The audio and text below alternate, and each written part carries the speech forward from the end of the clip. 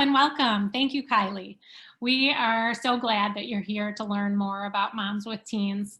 Like Kylie said, our class leaders and our small group leaders are volunteers and moms just like you are in the midst of the same type of situations that you're going through as well. Some still have littles at home, but all of us are moms of teens, tweens, or emerging adults. We recognize that God created us for community. We are better moms, spouses, and friends when we journey together with support and encouragement and accountability. We meet during the school year, both in the fall and the spring semester. In the fall, we focus on soul filling and growing our relationship with God. So as we grow our relationship with God, we are filling ourselves with His love, His grace, and His power. And as we seek to parent then out of His divine strength and love rather than from our own limitations and weaknesses. So in focusing on our relationship with God, we grow closer to Him and as a result, closer to our kids. In the spring, we'll focus more specifically on the world our teens are navigating and the challenges we face in parenting in this current culture. We want to walk alongside our kids as we both grow into the people God designed us to be. So our book choices each semester will reflect those different perspectives. Through both semesters, we bring our kids before the Lord to seek Him and to grow us more like Jesus. We offer a safe space for moms with teens to share joys and struggles. All of you is welcome here, and we want you to come just as you are. So that's just an overview of our class, the Moms with Teens class. Barb will now tell you about the logistics of our class and our book choice for this fall. Barb, take it away. Thanks, Jane. Hi, yeah, I'm Barb. I just want to share with you some of the details about how our class goes. First of all, we are doing the book Here Meant for Good, which is by Megan Marshman. She's one of our teaching pastors here at Willow, and we're kind of excited to do the book. It is focusing on Jeremiah 29:11 through 14, but most people just know Jeremiah 29:11, for I know all the plans I have for you, but she's going to go a little deeper, a few verses further, and she's going to help us step into the hopeful future that God has for us. She's going to show us how we can trust in God and what we're worrying with. And she's going to help us to experience the freedom of relying on God daily. So that'll be a cool thing. During the session, we'll be able to grow in our connection with God and also help grow in our connections with our family. There's no fee for the class this year. I don't believe there is for any of them, actually. And you can get the book online anywhere you'd like, any way you'd like online. Now about the class. We are meeting on Thursday mornings live on Zoom from 10 to 11:30. We'll start each class with a large group time where there'll be teaching by a mom or someone who has experience in the topic we're talking about that week. And also we'll be showing the companion videos that Megan has produced to go with her book. So we'll actually get to hear some of Megan's words also, which would be cool. After large group, we'll go down into a small group Zoom time where we will be able to dig deeper into the topic and talk more about how it relates to us personally. The good news is we do put everyone in a group at the beginning, so you will be with the same women, journeying alongside of them, getting to know each other better. It'll be a safe place where you can share what you're going through in your relationship with God and also your successes and struggles with your teens.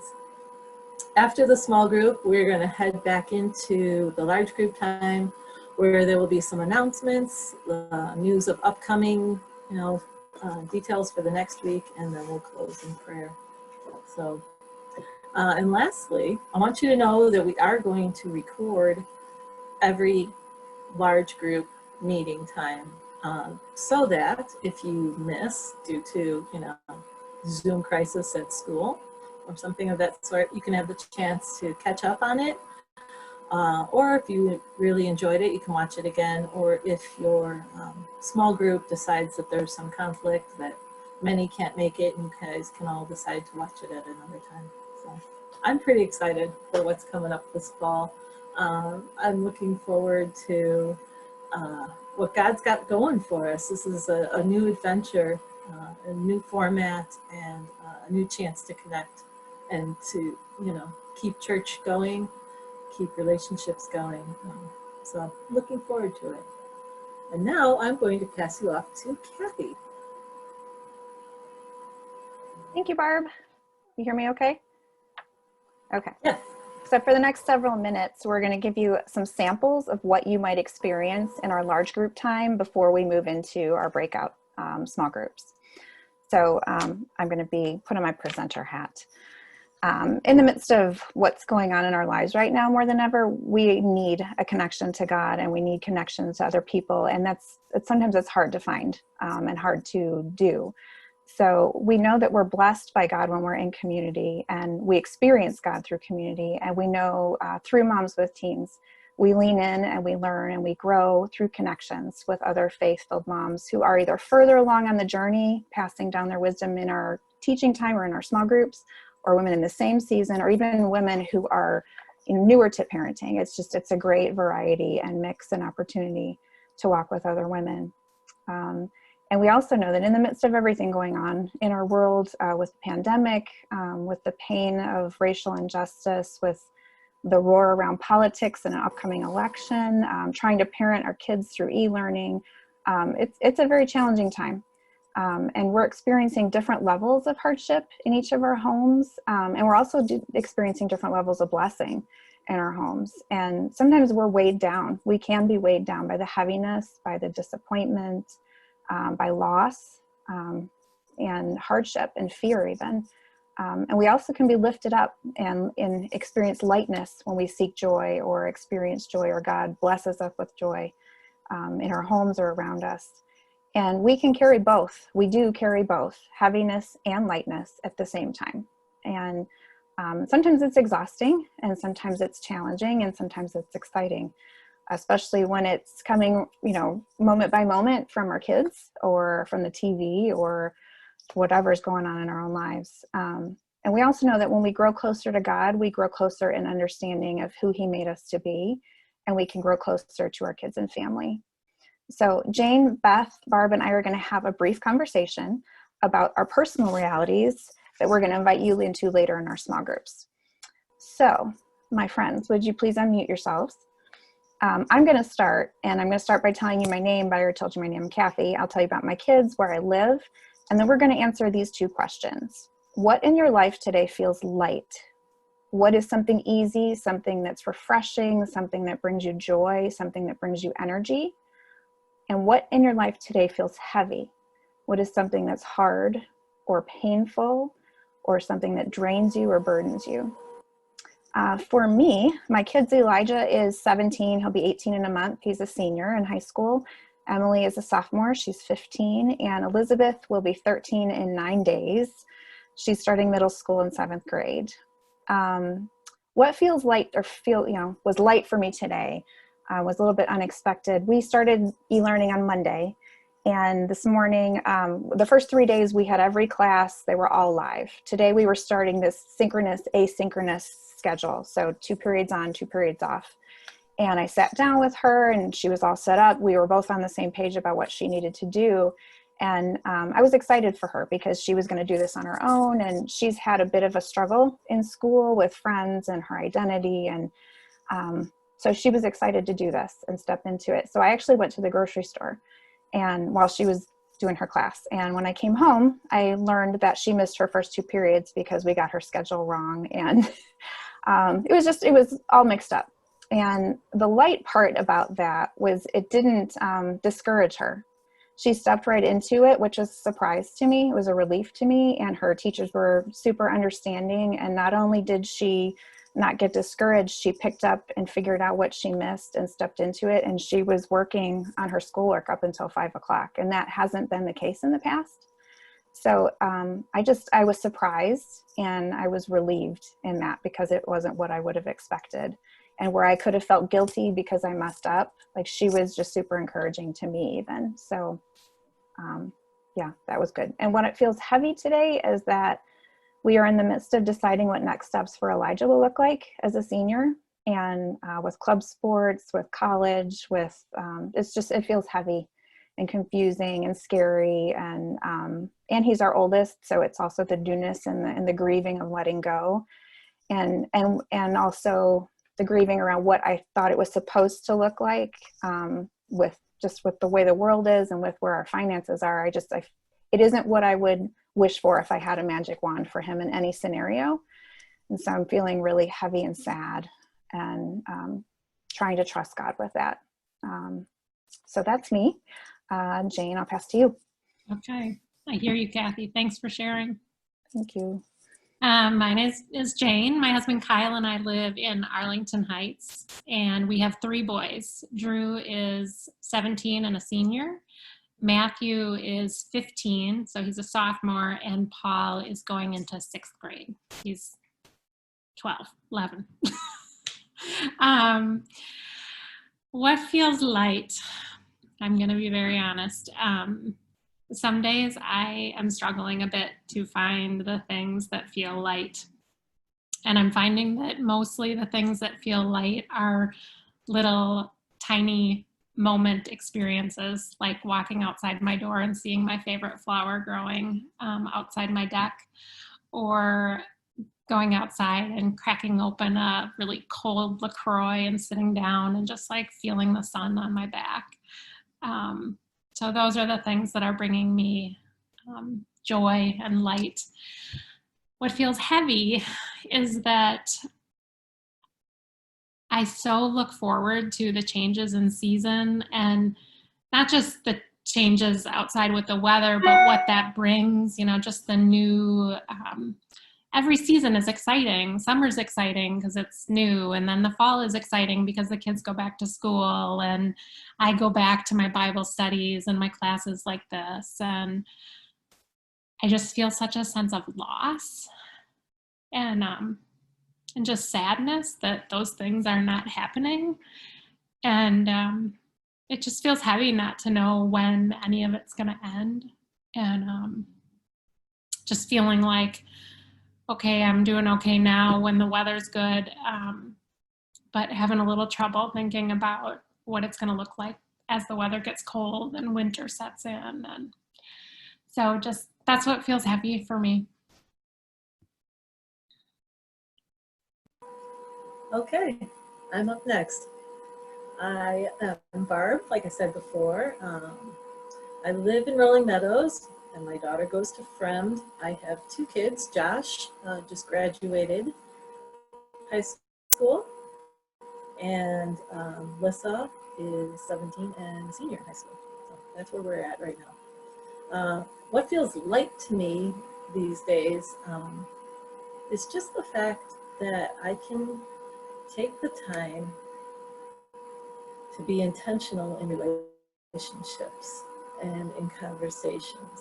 Like my normal schedule is just always busy, running around, gotta be here, gotta be there, and try and snag a quick phone call as you're driving from one place to the other and saying, oh, I gotta get off because I'm running in the store or whatever. And so I find that just the slower pace just allows for conversations to open up and go deeper. And I've been enjoying it a lot for that, ability. But for heavy, I feel heavy in my son, Josh, missing out on all of his senior experiences at the end of the year. All of those events and activities that they look forward to for years, and it just all kind of came crashing down so fast and hard for them. And it's kind of like those things are they bring closure to your high school years. It's like the finale and closure that now allows them to move on. And I find that he and even some of his friends are kind of stuck right now. They can't go back and do senior year over again and have prom. And, some of them aren't really moving forward into college. You know, a lot of them are doing the e-learning and staying home for college. So it doesn't feel like they're moving on to the next step and they're not going back to their old steps. So that's kind of hard. And same for my daughter, Alyssa. She's now a senior. And, all of her senior experiences with her sports and everything, she was so looking forward to being the senior on the team and, doing well and having some accomplishments and even, having goals of getting some scholarships, for what she's doing. And so it's like, what does that look like now? So those are the heavier things for me right now. So Beth? Thank you, Barb, for sharing. We hear you. My name is Beth Hendon, and I have 2 kids. I have a 13-year-old girl, soon to be 14 next month, and she is an 8th grade student at Station Middle School. And then I have a 12-year-old boy who is a new 6th grader at Station Middle School. So we are in the Barrington 220 district and started school on Thursday. So we're a few days into this whole e-learning. And what is feeling light in my life right now, I kind of go with Jane with the little things. I have these hydrangea bushes that I go out and water, and it is such a joy to water them because they just tell you when they need water, and they just go from being so floppy and just wilted, and then you water them and they just perk right up, and it's just like this instant gratification, right? It's like you did something and it worked. So I'm trying to look at some of those little things that are keeping me happy and keeping me going. And what is feeling heavy right now is definitely the transition of the e-learning for us in our home. Having the kids home, having me home. My husband only works 18 hours a week, and which is amazing and wonderful. However, now that the kids are home, he is also stepping into a role of helping. So the dynamics of having 2 parents kind of working on this whole e-learning thing has put some some strangeness and a few kinks along the road that we've had this week. So we're kind of all learning our new path. So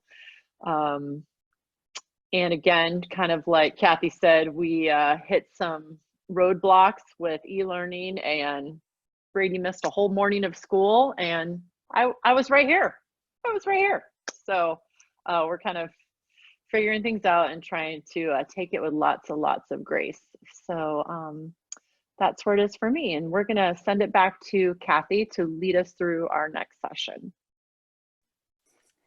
So taking another step in looking at the things we carry, we're going to try out a spiritual practice that helps us embrace the lightness and the heaviness. It's called a breath prayer. So a breath prayer is just a simple prayer that keeps us present in our heart, our mind, our soul, and our body, and keeps us connected to God by focusing on the rhythms of our breath and His presence in us.